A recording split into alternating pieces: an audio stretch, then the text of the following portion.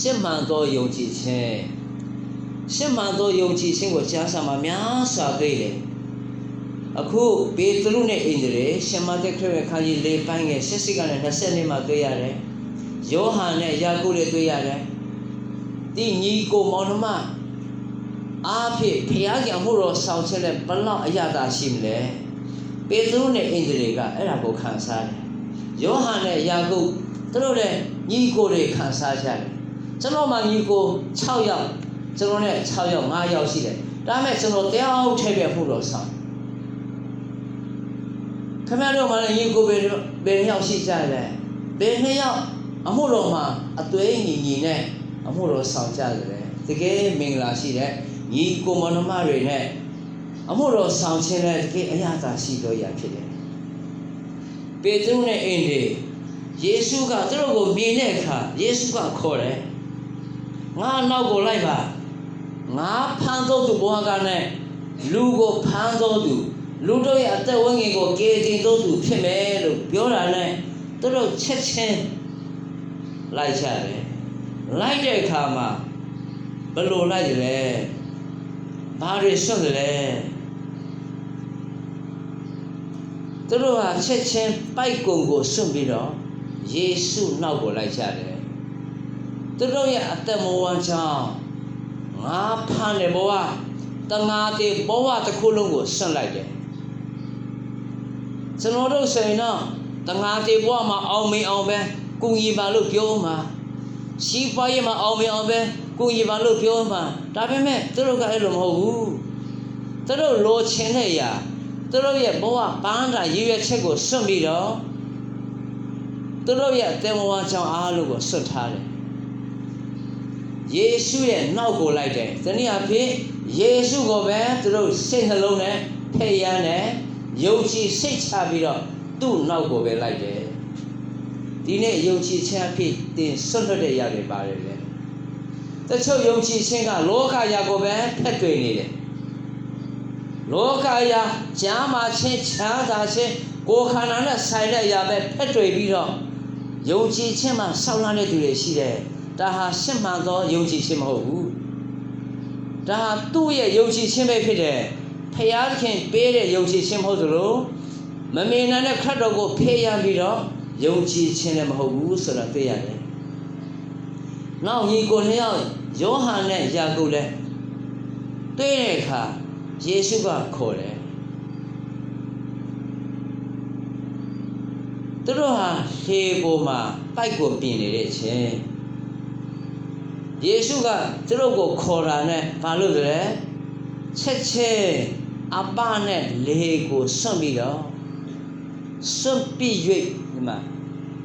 အပကိုလည်းထားခဲ့တယ်သူတို့ရဲ့ခြေကိုလည်းထားခဲ့တယ်သူတို့ပြင်နေတဲ့ပိုက်ကိုလည်းထားခဲ့ပြီးတော့ယေရှုခရစ်တော်ရဲ့နောက်ကိုလိုက်တယ်ဒီနေ့ရှင်းမှန်သောယုံကြည်ခြင်းရှိတယ်ဆိုရင်မမေနိုင်တဲ့ယေရှုခရစ်တော်ကိုစိတ်နှလုံးနဲ့စုပ်ကိုင်တယ်မေနိုင်တဲ့လောကီရေးရတဲ့ဆိုင်သောရများကိုဆွတ်လွတ်ခြင်းဟာရှင်းမှန်သောယုံကြည်ခြင်းရဲ့လက္ခဏာဖြစ်တယ်ကျွန်တော်မိဘတွေကိုဆွတ်ပြီးတော့ခရစ်တော်ရဲ့နောက်ကိုလိုက်ရမလားယောဟန်နဲ့ယာကုပ်ဆွတ်ပြလိုက်တယ်ဘာကြောင့်လဲမိဘရဲ့နောက်ကိုလိုက်ခြင်းထက်ယေရှုနောက်ကိုလိုက်ခြင်းဟာပိုကောင်းတယ်ဆိုတာသဘောပေါက်ဒါရှင်မိဘကိုတန်ဖိုးမထားဘူးလားဂရုမစိုက်ဘူးလားမဟုတ်ဘူးယေရှုကသူတို့မိဘတွေကိုတောင်းဝယူနိုင်တယ်သူတို့ကမိဘကိုကျွေးမွေးပြုစုတာထက်ယေရှုကပေါ်တတ်ဆောင်နိုင်တယ်ဆိုတာသူတို့သိတယ်ဒါကြောင့်မိသားစုတစ်ခုလုံးအားကိုးရာဖြစ်တဲ့ယေရှုရဲ့နောက်ကိုလိုက်ပြီးတော့သူတို့ဟာမင်္ဂလာရှိစွာအသုံးတော်ခံတော်သူများဖြစ်ကြတယ်ဆိုတော့တွေ့ရတယ်ယောဟန်ယာကုပ်ပေတရုအင်္ဂလိပ်တို့ဟာတပည့်တော်တွေဖြစ်လာပြီးတော့တမန်တော်တွေဖြစ်လာပြီးတော့လူများစွာကိုပြောင်းလဲစေတဲ့စာရန်ထိချုံမောမှာရှိတဲ့လူတွေကိုဖျားခင်ထံ၌ပို့ဆောင်တဲ့အမှုတော်ဆောင်တွေတမန်တော်ကြီးတွေအသုံးတော်ခံတော်သူများဖြစ်တယ်ဆိုတာတွေ့ရတယ်။ထိုနည်းသူပါပဲကျမ်းစာမှာများစွာတွေ့ရတယ်။ ရှင်ယောဟန်ခရစ်ဝင်ခန်းကြီး3ပိုင်းငယ်1ကနေရှိမယ်ဆိုရင်နီကိုဒေကြောင့်တွေ့ရတယ်သူဟာဘာသာရေးခေါင်းဆောင်ဖြစ်တယ်ဒါပေမဲ့ယေရှုတင်ပေးတဲ့ຢာကိုနားထောင်တဲ့အခါဘာသာရေးထက်ကြိုတယ်ဘာသာရေးထက်လွန်တယ်ဆိုတော့သူသဘောပေါက်တယ်ဒါကြောင့်ညမှာယေရှုနဲ့လာတွေ့တယ်အဲ့ဒီနောက်ပိုင်းမှာသူ့ဘာသာရေးစွန့်ပြီးတော့ခရစ်တော်ရဲ့နောက်ကိုလိုက်တယ်ဆိုတော့တက်တေတွေများစွာတွေ့ရတယ်ခန်းကြီး3ပိုင်းရဲ့1ကနေ21ခန်းကြီး9အပိုင်းရဲ့50ကနေ50နဲ့အခန်းကြီး19အပိုင်းရဲ့30ကနေ40နှစ်ရှိမယ်ဆိုရင်ဒီကိုးတင်ရတက်တာပြောင်းလဲပြီးတော့ခရစ်တော်ရဲ့ကားရတိခံခြင်းမှာတကြိုခြင်းမှာတော့မှအမွေးဆံတွေနဲ့ယူဒထုံးစံတိုင်းသူ့ရဲ့အလောင်းကိုပြည့်စုံပြီးတော့ကောင်းမွန်စွာတကြိုခြင်းမှာပါဝင်တယ်ဆိုတာတက်တည်တွေ့ရတယ်ဒီနေ့ဘာသာရေးကိုမစွန့်ဘဲနဲ့ခရစ်တော်ရဲ့နောက်ကိုလိုက်လို့မရဘူးလူမျိုးရေးကိုမစွန့်ဘဲနဲ့ခရစ်တော်ရဲ့နောက်ကိုလိုက်လို့မရဘူးကိုယ်မှာရှိတဲ့ဇာတိပဂရိနဲ့ဆိုင်တဲ့အရာတွေမစွန့်ဘဲနဲ့ခရစ်တော်ရဲ့နောက်ကိုမလိုက်နိုင်ဘူးစစ်မှန်သောယုံကြည်ခြင်းဟာဇာတိနဲ့ဆိုင်တဲ့အရာစွန့်ပြီးတော့ဝိညာဉ်နဲ့ဆိုင်တဲ့ခရစ်တော်ပြည့်တမန်တရား၌စုကိုင်တဲ့ယုံကြည်စိတ်ချခြင်းနဲ့မိမိတတ်တာကိုတည်ဆောက်ရဲဆိုတော့တွေ့ရတယ်စင်မသက်ခရစ်ဝင်ခန်းကြီး9အပိုင်းကြီး9မှာလဲအခွန်ခံမာသေးအကြောင်းကိုတွေ့ရတယ်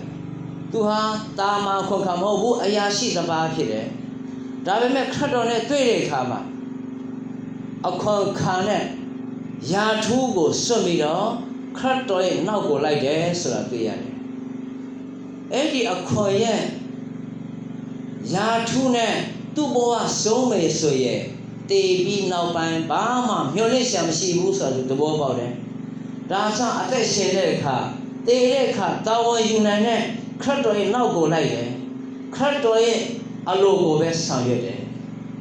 ခရစ်တော်ခိုင်းတဲ့အရာပဲလုပ်တယ်ဒီရဟာ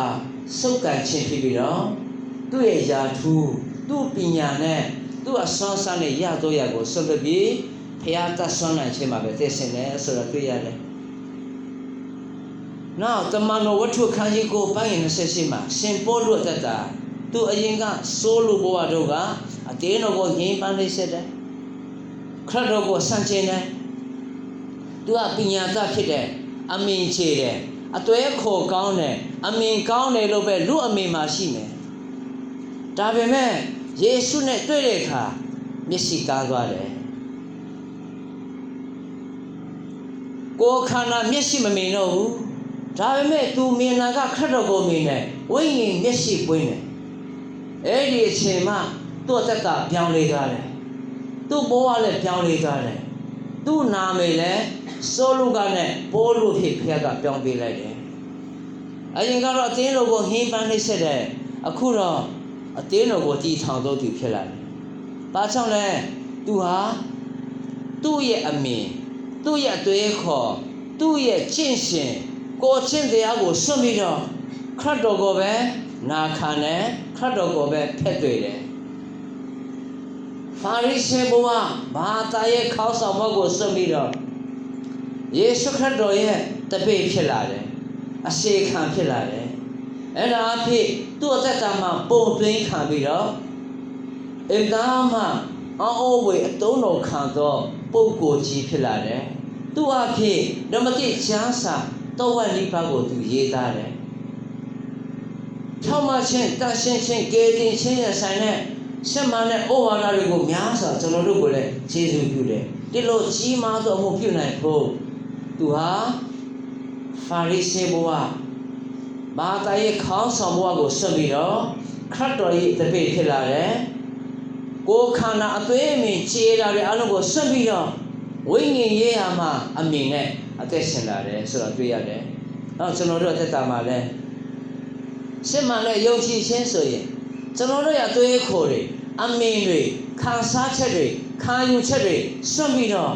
ဖျားသွင်တင်တဲ့ဩဝါဒမှာဆွေးကန်ခြင်းသူ့တမန်တရားမှာကျင့်နေခြင်းဟာ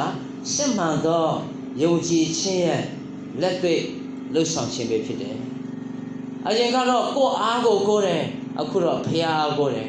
အရင်တော့ကိုချစ်တရားကိုအမိပြုတယ်အခုတော့ခြေစူးတော်ကိုအမိပြုပြီးအသက်ရှင်တော်သူဖြစ်လာတယ်အဲ့ဒါအဖြစ်ဖရာတကိုရှိရှင်းပြီးတော့လူများဆောက်ကိုတော့ထံပို့ဆောင်တယ်တေတတ်တဲ့ကိုခန္ဓာနဲ့တက်ရှင်ပေမဲ့တေပြီးနောက်ပိုင်းတမလုံးဘွားဖြစ်အကျိုးရှိတော်တက်တဲ့တက်ရှင်တယ်ဘာဆောင်လဲစွန့်တင်တာတွေစွန့်ပြီးတော့စုပ်ကန်တင်တာတွေစုပ်ကန်တယ်တေတတ်တာမှာယုံကြည်ခြင်းစစ်မှန်တဲ့ဆက်ဘာတွေစွန့်တယ်ဘာတွေစုပ်ကန်ပြီးလဲစစ်စစ်ဖို့လိုတယ်နောက်ဆုံးနေနဲ့ရာခဓမ္မဟောင်းမှာကြည့်တဲ့အခါမှာသူကပြစ်သစာမှာပဲဘာဝချင်းမှာညှဉ်းညူးစေတဲ့သူပဲလူအတန်းဝိုင်းမှာအမင်ကရှာကောင်းတဲ့သူပါပဲဒါပေမဲ့သူဟာစွန့်တဲ့ဓာတ်တွေကိုစွန့်ပြီးတော့စုပ်ကန်တဲ့ဓာတ်ကိုစုပ်ကန်တယ်သူဟာဘာတွေကိုစွန့်တယ်လဲယေရီခိုမြို့ဟာတနေ့ချက်ရင်ပြိုလဲမယ်ဆိုတဲ့သဘောပေါက်တယ်ဖယားလူတွေသူ့အိမ်မှာလာတဲ့အခါမှာလက်ခံတယ်ဒီနေ့